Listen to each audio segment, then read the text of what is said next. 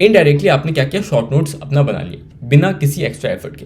तो ये एक इंपॉर्टेंट चीज है जो कि कोई नहीं बताता है। फिजिक्स एक ऐसा सब्जेक्ट है जो कि इनिशियली तो आपका बहुत टाइम लेता है, लेकिन अगर आपने इनिशियली उसमें टाइम इन्वेस्ट किया है तो एंड में आपको ये बहुत ज्यादा फ्री टाइम देगा जिसको आप इन्वेस्ट कर सकते हो बाकी सब्जेक्ट्स के रिविजन के लिए। लेकिन बच्चे को ये समझ नहीं आता कि कैसे हम लोग स्ट्रेटेजाइज करें फिजिक्स को ताकि आप एक साल के अंदर पूरी 11th और 12th को कंप्लीट कर पाओ और अच्छे से रिवाइज करते हुए, क्वेश्चन सॉल्व करते हुए इसमें सब कुछ कंप्लीट कर पाओ, ताकि एंड में इसमें आपको कम टाइम देना पड़े और जो वोलेटाइल सब्जेक्ट है उसमें आप टाइम इन्वेस्ट कर पाओ। तो आज की इस वीडियो में हम लोग जितने भी डाउट्स है इस सब्जेक्ट से रिलेटेड उन सबको डिस्कस करेंगे। मैंने हर एक डाउट को यहाँ लिख दिया है, ठीक है, काफी सही से मैंने ये चीज एक एक पॉइंट को यहाँ पे डिस्कस किया। तो वीडियो को पूरी देखना, आपको समझ में आ जाएगा कि कैसे आपको फिजिक्स को डील करना है। तो बिना कोई देरी के वीडियो में आगे चलते हैं। पहला क्वेश्चन जो आता है बच्चों के माइंड में वो ये है कि क्या हमें नोट्स बनाना है या नहीं बनाना है। तो इसका देखो सिंपल आंसर है, अगर आपने पहले नोट्स बनाए हुए, अपने पिछले ड्रॉप ईयर में नोट्स बनाया या फिर 11th 12th में थे आपने उसमें नोट्स बनाया है, तो आपको इस साल नोट्स बनाने की कोई जरूरत नहीं है। फिर दूसरा क्वेश्चन आता है, अच्छा भैया नोट्स तो हम लोग नहीं बनाएंगे, चलो ठीक है, लेक्चर देखे या नहीं देखे।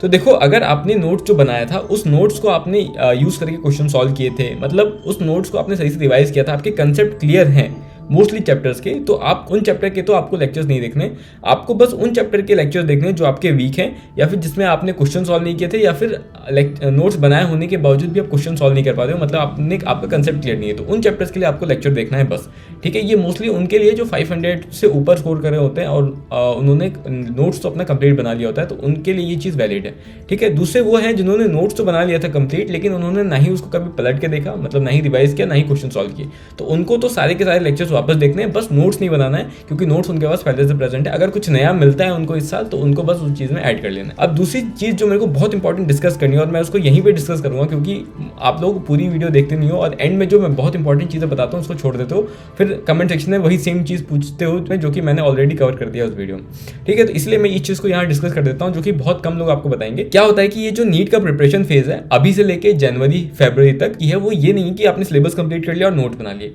वो एक्चुअली ये है कि आपने कुछ एक ऐसा मटेरियल प्रिपेयर किया एंड के लिए जिसको यूज करके आप रिवीजन कर सकते हो फटाफट, ठीक है। अब यही मटेरियल लोग प्रिपेयर नहीं कर पाते और एंड में उनके पास सारा नोट्स होता है, सब कुछ होता है, लेकिन क्योंकि उन्होंने ये मटेरियल प्रिपेयर नहीं किया होता है तो एंड में वो रिवाइज नहीं कर पाते और रिवाइज नहीं कर पाते हैं, इसलिए उनका सिलेक्शन नहीं होता है। तो बच्चों को जो ये लगता है कि हमने नोट्स बना लिया और क्वेश्चन सॉल्व कर लिए तो हमारा काम खत्म हो गया, एक्चुअली उनका काम वहां पे स्टार्ट होता है, ठीक है। तो इसलिए आपको ये दिमाग में ध्यान रखना है कि नोट्स बना लेने से आपका काम खत्म नहीं हुआ है, उस नोट्स से आपको शॉर्ट नोट्स प्रिपेयर करना होगा, तब आपने सही काम किया जो आपको एंड में हेल्प करेगा। और दूसरा, क्वेश्चन सॉल्व कर लेने से काम नहीं होता है, उस क्वेश्चन सॉल्व करते समय आपने इंपॉर्टेंट क्वेश्चन जो मार्क किए उसको आप जब वापस रिवाइज करोगे एंड के लिए, मतलब एटलीस्ट मार्क करके रख लोगे एंड के लिए, वो आपको हेल्प करेगा, ठीक है। ये चीज़ मैंने बता दी।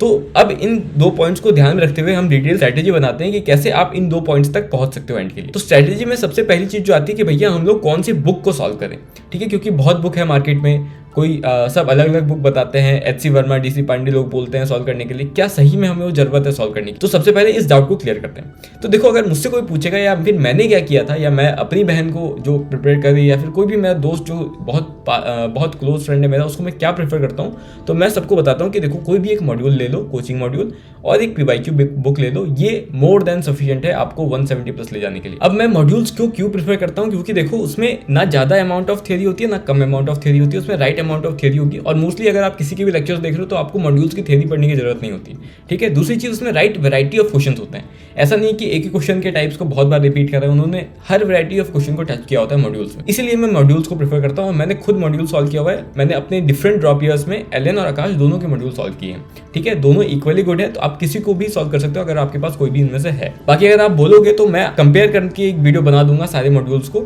एलन, आकाश, PW की भी बोलोगे तो उसको भी कंपेयर कर दूंगा। बहुत बच्चे इस डाउट में भी रहते हैं कि क्या भैया हमें DC पांडे, HC वर्मा जैसी बुक सॉल्व करनी चाहिए। तो देखो, ये बुक्स बहुत अच्छी बुक्स हैं, अगर आप 11th 12th के स्टार्टिंग में हो तब अगर आप चाहते हो तो इसको ट्राई कर सकते हो, लेकिन इस बुक में दिक्कत क्या है कि बहुत वास्ट बुक्स हैं, अच्छी तो है लेकिन बहुत वास्ट बुक्स हैं, तो इसको रिवाइज करना इतना सही से पॉसिबल नहीं हो पाता, इसलिए मैं इसको नहीं चाहता हूं कि लोग सॉल्व करें अनलेस एंड अनटिल आप टॉप करने की सोच रहे हो। बाकी मॉड्यूल से भी टॉप किया जा सकता है, 175+, 170+ इजीली स्कोर कर सकते हो आप, ठीक है, जैसा पेपर अभी आ रहा है। और उसके अलावा भी तो आप टेस्ट सीरीज वगैरह ज्वाइन करते हो तो सब कुछ आपका कवर हो जाता है उसमें, ठीक है।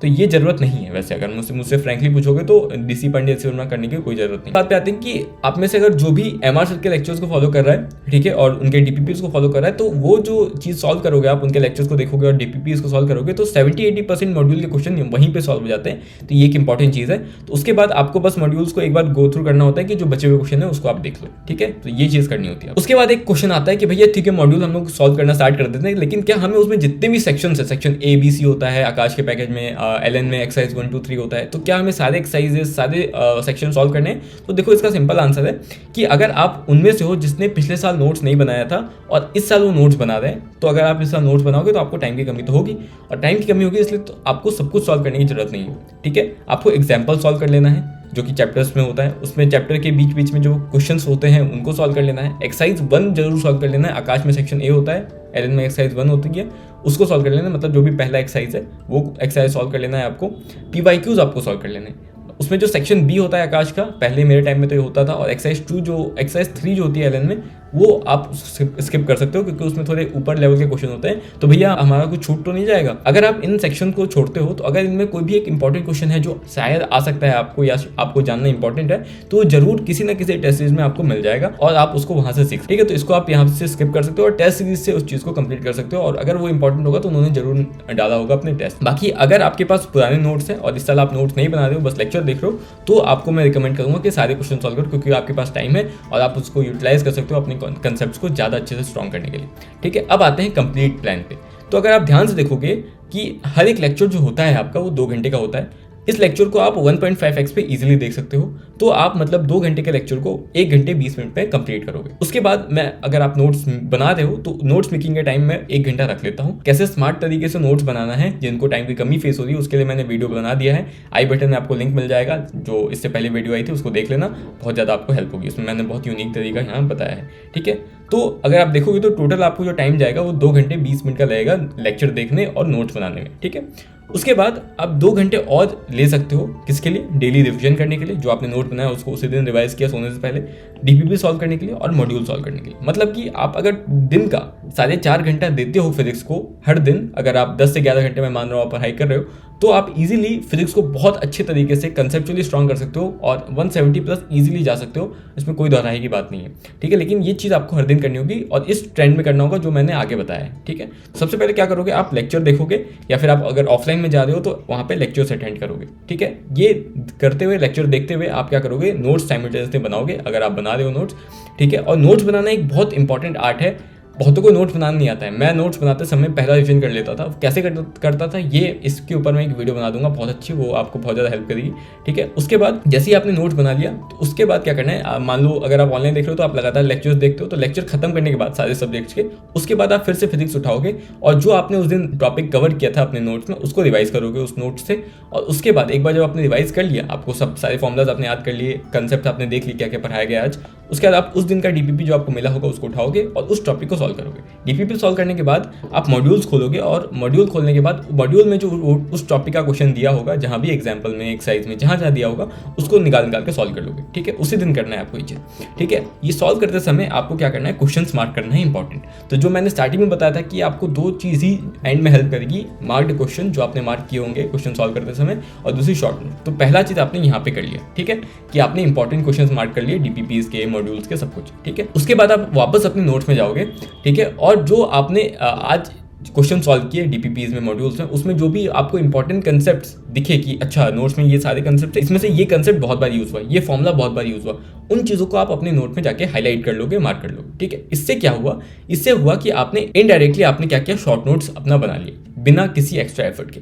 तो ये एक इंपॉर्टेंट चीज़ है जो कि कोई नहीं बताता है। तो शॉर्ट नोट्स बनाने का ड्रॉप ईयर में उतना टाइम बचता नहीं है आपके पास, अगर आपका बहुत सारे सब्जेक्ट्स ही वीक हैं तो ये एक तरीका यूज कर सकते हो आप इनडायरेक्ट स्मार्ट शॉर्ट नोट्स बनाने के लिए, ठीक है। तो ये एक मैंने यूनिक चीज़ यहाँ पे बता दी आपको। तो ये चीज़ आपको तब तक करना है जब तक चैप्टर कंप्लीट नहीं हो जाता है। 6-7 लेक्चर लगेंगे आपके चैप्टर कंप्लीट होने में। उसके बाद जब चैप्टर कंप्लीट हो जाए, एंड में जाके आपको पीवाईक्यू सॉल्व करना है एज ए टेस्ट के फॉर्म में। पीवाईक्यू सॉल्व करने का बहुत फायदा है, ये भी, इस पर भी मैं एक डिटेल वीडियो बना दूंगा, तो ये चीज़ आप कर लेना, ठीक है। उसके बाद आपने जो कर लिया, उसके बाद आपको पीवाईक्यूज को मल्टीपल टाइम्स रिवाइज करना है। शॉर्ट नोट्स इनडायरेक्ट जो आपने बनाए थे हाईलाइट करके, उनको बार बार देखते रहना है, ठीक है। और एटलीस्ट संडे को जितने चैप्टर्स आपके हो गए उसको एक बार गो थ्रू जरूर कर लेना है, ठीक है। उसके बाद क्या करना है, कुछ नहीं, जो आपने इंपॉर्टेंट क्वेश्चन जो मार्क किया उसका कैसे यूज़ करना है, तो जब भी आप टेस्ट दोगे उस टेस्ट में मान लो वो सिलेबस है जो चैप्टर आपने कवर किया हुआ है पहले से, तो उसके जो इंपॉर्टेंट क्वेश्चन है उसको टेस्ट से पहले आप एक बार गो थ्रू कर लोगे, ठीक है। तो आपको बार बार PYQ देखते रहना है, इनडायरेक्ट शॉर्ट नोट देखते रहना है, और मार्क क्वेश्चन को तब देखना है जब आपके टेस्ट आ रहे हो, ठीक है। बस इतना करोगे आपकी PYQ बहुत फ्लुएंट तरीके से 170 प्लस तक चली जाएगी। 170 के बाद जो है 2-3 एसर्शन रीजन स्टेटमेंट के क्वेश्चन आते हैं जहाँ पे आप गलती कर सकते हो, तो उसके लिए आपको NCERT लास्ट में कवर करनी होती है, उस पर मैं एक अलग वीडियो बना दूंगा, ठीक है। तो होप कि आपको वीडियो पसंद आई होगी। अगर वीडियो पसंद आई तो वीडियो को लाइक करना, चैनल को सब्सक्राइब करना और इसको अपने दोस्तों के साथ शेयर करो, क्योंकि जो भी फिजिक्स के साथ स्ट्रगल कर रहे हैं ये एकदम श्योर शॉर्ट तरीका है फिजिक्स को अच्छे करने के लिए। मैंने खुद इसको अप्लाई किया है, मैं सबको ये बताता हूँ, आपको भी मैंने ये बता दिया है, ठीक है। चलो बाय बाय।